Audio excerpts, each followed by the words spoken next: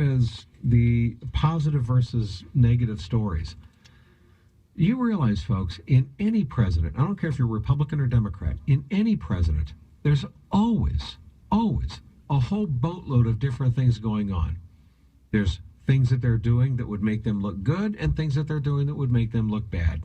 And so the press can cherry pick, and they just decide, well, we're going to cherry pick and pick the things that make them look the worst, and that's what we're going to run with in the news.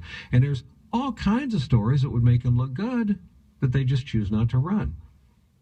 And you know how many times through the Barack Obama years, the press repeatedly ran various human interest stories that made people have warm and fuzzy feelings about President Obama. Well, let me just give you one example of this, one brief example. This is a piece, a great piece written by Liz Crokin for Town Hall. The headline is, quote, "Why the Mainstream Media is Ignoring Trump's Sex Trafficking Busts." Now think about this, folks. Isn't this something that everybody should be in agreement on, that, oh, sex trafficking is a serious problem? Did you folks even know that Trump has made a major priority out of stepping up the going after sex traffickers? He's made a big issue of this, but the press just refuses to report it. Let me read to you a little bit of Liz Crokin's piece on this. She says, quote, "Since President Donald Trump has been sworn in on January 20th, authorities have arrested an unprecedented number of sexual predators involved in child sex trafficking rings in the United States. This should be one of the biggest stories in the national news. Instead, the mainstream media has barely, if at all, covered any of these mass pedophile arrests. This begs the question, why?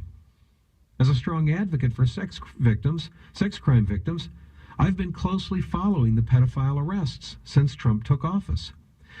There have been a staggering 1,500 plus arrests in one short month.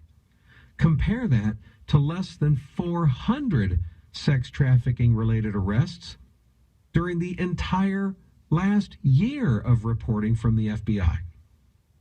It's been clear to me for a while that Trump would make human trafficking a top priority. Remember, he talked about this several years ago even, in 2012, tweeting, quote, "We've got to do something about these missing children grabbed by the perverts. Too many incidents, fast trial, death penalty." So here's what you understand. Let me stop right here for a second. She's pointing out the amount of sex trafficking arrests average around 400 a year. 400 a year. Okay, fine. That's good. Trump has made such a priority of this, it's been stepped up that in his first 30 days, there's been over 1,500. And the media has no interest in these stories at all. And you have to ask yourself, folks, what if? Just imagine that it were Barack Obama in his first month in office. Anybody out there think that this wouldn't be considered newsworthy? Anyway, Ms. Crokin goes on, quote, "Trump gave a press conference from the White House addressing how human trafficking is a, quote, dire problem domestically and internationally.